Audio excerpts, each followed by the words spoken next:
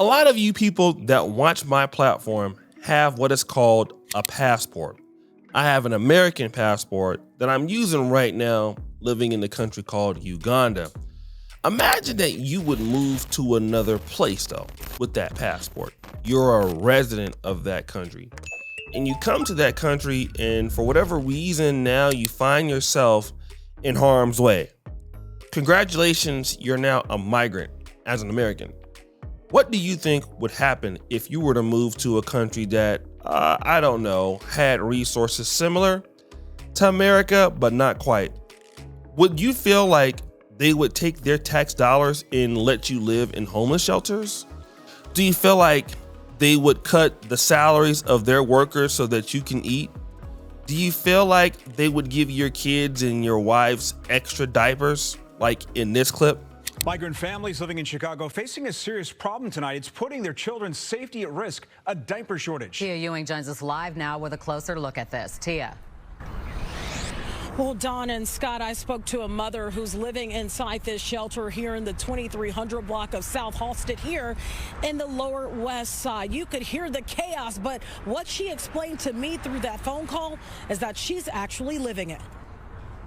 They're only allowed 2 diapers a day, and that's per child. This is the shelter for families located on 23rd and Halsted. The diaper situation is not fair to everyone. Maria Perez comes here Monday through Friday to serve up free hot cocoa and coffee. She's followed many of the asylum seekers from the police stations to the shelters. Yeah, probably not. And if they would do it, you would think that, well, you're crazy. Maybe it's a show that you watch on Netflix because that's how stupid it sounds. Well, congratulations. That's actually happening right now in the United States. You have some cities that are sanctuary cities where you have people, migrants, sleeping at the airports. But check this out. It's gonna get worse. Let's go to the great city of Denver. Denver, Colorado is known for having a very hip and innovative town. Also, the weed is there, so that's something else. But guess what's happening in the city of Denver? For some of their employees, guess what has just occurred to them? Play that clip. To you now. We're going to get to your city, Chicago, in a minute, but I want you to kind of weigh in, if you could, for me, Kata, on what's happening in Denver, because now Denver is cutting the hours of city employees to pay for the migrants. I mean, the Parks and Recreation Director said the following, quoting here, "The reduction in hours of operation and programs will affect the number of hours worked by many on call, some to the point where they may not receive any hours. Final decisions on hours for any individual position have not been made yet." Can you imagine someone walking up to you saying, listen, we have to take care of these migrants, so we're cutting your paycheck? Kata. Of course I can imagine, and it's the same thing that we're seeing here in Chicago that is happening all over the country where migrants are being deposited. There's no money to take care of them. The president is standing back saying that we have newcomers as if they are supposed to be here. And I think that what people have to realize, and I have to keep saying this, is that at least in Chicago, sanctuary city status only means that we will not report you to the authorities. It does not mean that we are responsible for housing and taking care of you. And again, we're putting migrants before the people in these cities. So now you're saying to the people in Denver, we're going to cut your hours, possibly taking away your livelihood so that we can take care of someone else. Right. In what world does that make sense? Now, I know that this is a pro-Black channel, and I focus on the Pan-African community for the most part. So this is affecting all Americans. But this channel is about what affects our Black brothers and sisters, especially from the African American community in Denver. Imagine you have a job. You are taking care of a Black family, and the migrants come. Now, you've worked for this job. You have bills. You're a hardworking person. Now your hours are cut. Your hours are cut because, well, we need to take some of your funding to give to the funding for others. What other country in the world would actually do that right now? I don't think any. Now, Uganda takes in a lot of migrants every year in Africa. Many of them coming from South Sudan, some coming from Eritrea. Want to know what's not happening here? I don't think there's nobody in this country that salaries are being cut to give to South Sudanese or to Eritreans or to whatever kind of migrant it is. It just can't happen. Countries are not going to take away from their citizens to give to somebody else. It just doesn't make sense. Now, here we are as a country talking about we appreciate hard work, we appreciate merit.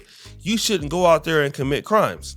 Well, what do you think is going to happen if somebody can't pay their rent because of what? Well, we have migrants. Now, it's different if it's COVID, disease, pandemics. That makes more sense. But to cut somebody's salary to give to migrants who are deemed maybe illegal, that's crazy. So here's something else that we can consider. Remember, I covered a story about this man in Boston who is homeless, right? And he pays taxes. He tried to go to a homeless shelter, and this happened. Afford to live here, but y'all gonna bring some other motherfuckers here? That doesn't add up. It doesn't make no sense. None. I'm homeless. I work a full-time job, 40 hours, and can't pay to live here. How the y'all gonna bring somebody else here? Don't make no sense. None. Let's go back to the clip of Tiffany Fulton out of Harlem, who's already discovered that migrants are getting better shelters than citizens in New York City. I mean, all they're saying, Tiffany, is it's not fair. It's totally not fair. It's totally not fair.